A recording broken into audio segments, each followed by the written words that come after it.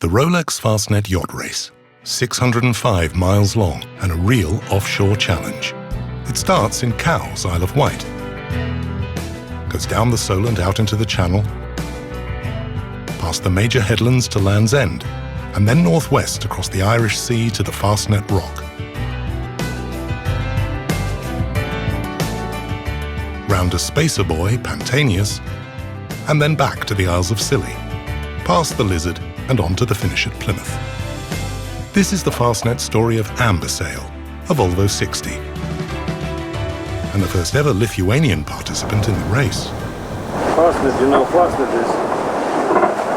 is probably kind of a milestone in everyone's sailing. Well, it's really incredible thing. I think that most of us never dreamed about possibility to participate in a Fastnet race. This is, of course, Fastnet is great race. I remember that I was a kid, I was dreaming about that. So, and Fastnet is very important because it's a real classic of the sailing. The course is more or less like this. We start here at the Royal Yacht Squadron start line at 10 to 1. Our start signal is 10 to 1.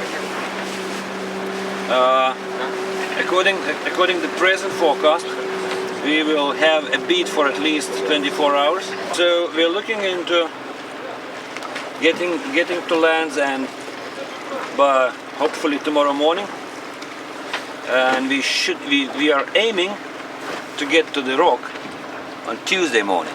If we can achieve this, then there should be a front passing here, and we should ride the front back home.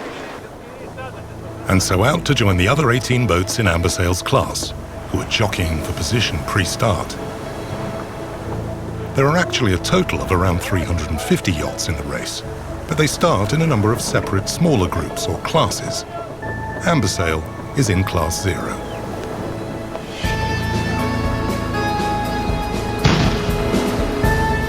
After the start, the boats beat into a southwest wind, tacking across each other all the way down the Solent.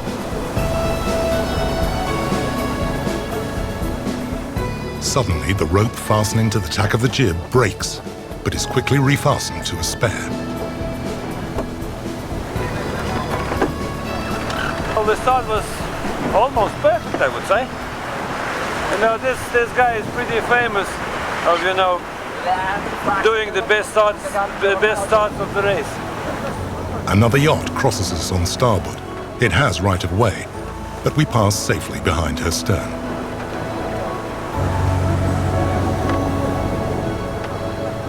Yet another yacht crosses us on starboard, also with right of way, but again, we pass safely behind her stern.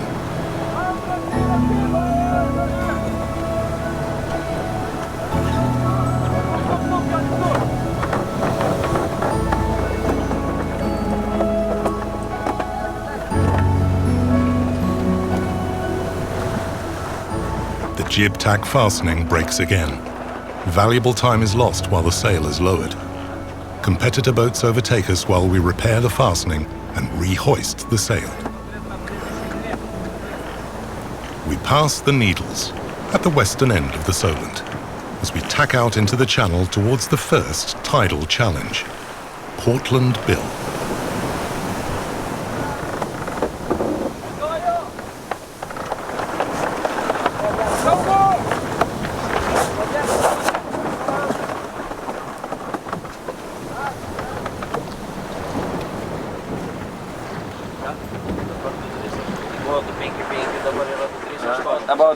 About 30 miles, but it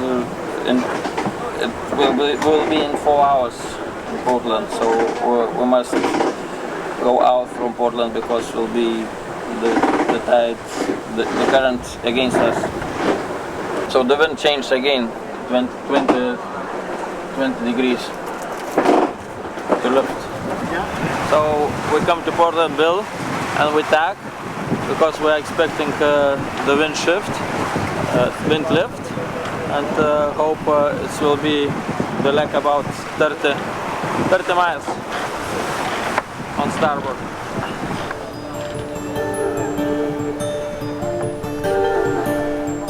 Daytime activities continue unchanged at night. Helmsmen change over. Hot drinks are supplied up to those on watch in the cockpit, and so on.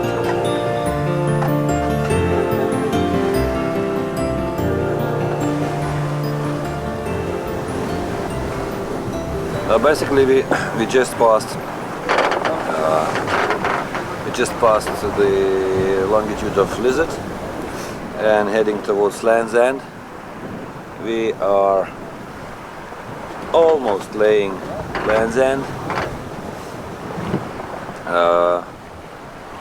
After yesterday's adventures in Solent with our jib, we were busy all the night to regain our position. I think the grid we should have around 9 knots of true wind speed now, and actually we have 7 and less. So that's a little bit less, but it is still, we are still moving quite okay. We are still moving a little bit faster than the true wind speed. As the wind changes direction slightly, the skipper decides on a change of foresail to the code 0 in order to keep up the boat speed.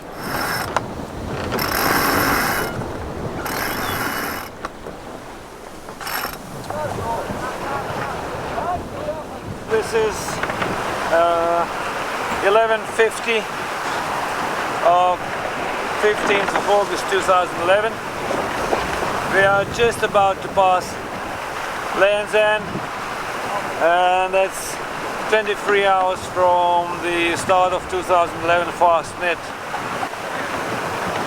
So we've done half a distance to the rock, and we are looking forward to rounding the rock sometime in early morning of Tuesday, 16th of August. It's a Lithuanian tradition to celebrate key moments in an event by sharing a bottle of wine. Passing Land's End is no exception.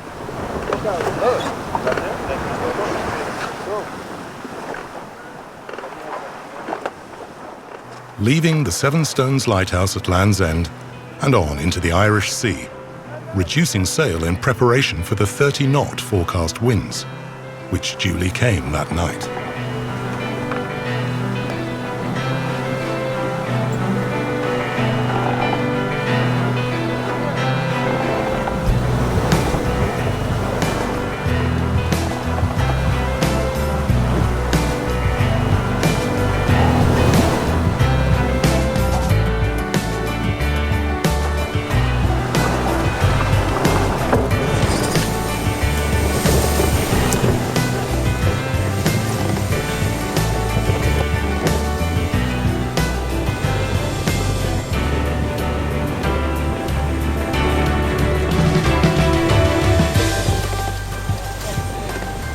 Are you looking forward to getting to the Fastnet? Yeah, of course. We will wait. Yeah. 10 hours, maybe less. Maybe less. Ambersail approached the Fastnet Rock Lighthouse in darkness, so no one saw its awesome majesty. But rounding at 3 a.m. on Tuesday gave everyone a great sense of achievement, even for those who'd sailed around Cape Horn 2 years earlier. You told me 5 years ago that I will be rounding Fastnet during Fastnet race. Rounding Fastnet Rock in a Volvo 60, I would say you're crazy. Well, but life's an interesting piece of adventure. You never know what happens next. You get a little bit tired, nothing else. It was something special. Of course, it was night time, and we were not able to see full picture. But I think the main feeling was a joy. A slight wind shift further aft meant the spinnaker needed to be mounted on the pole to keep up the boat's speed towards the Scillies, now 120 miles away, just one long day's sailing. Another quick meal. followed by the usual Volvo 60 washing up procedure. Then, the crew concentrated on getting the best possible boat speed to the Scillies, trimming sail all day.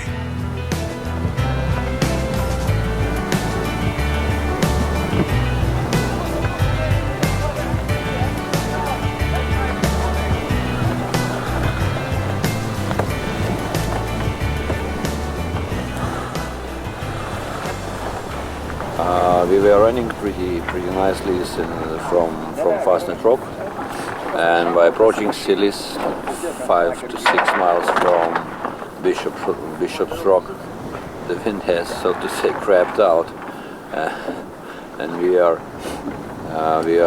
almost becalmed now. We have 5.6 knots true wind speed. We had to drop the spinnaker, change to code 0, and are slowly moving towards Lizard. And this situation reminds me slightly, or is some deja vu from a month ago, because we spent quite a lot of time becalmed in this area, close to the finish of transatlantic race. Being becalmed does have some advantages. It means the crew can do delicate repairs. 2 sail battens had been broken when the reefing of the night before was shaken out. So now they can be replaced, made to measure, and properly installed.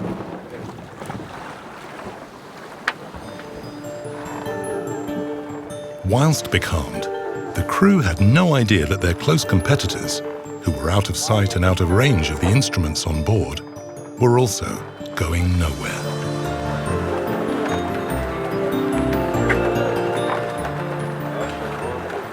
We had a very bad wind. We have like 2 knots, and we just realized that we had drifted back by the stream. But thanks God, in 1 hour, wind became stronger, and we made like 15 miles in our watch, which is 4 hours. So now we're looking forward to have a good result, as we are said by our navigator that we are in the 4th position now, which is extremely good.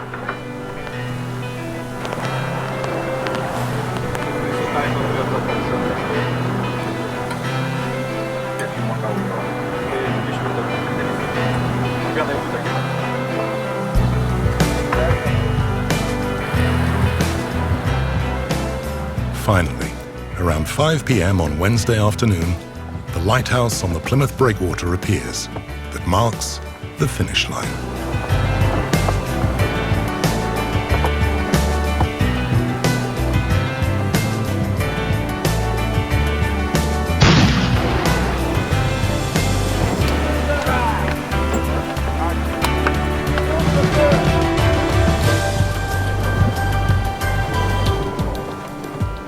Well, it always feels good to finish the race in one piece, with everybody happy, with a decent result. Fastnet is kind of special, as we spoke.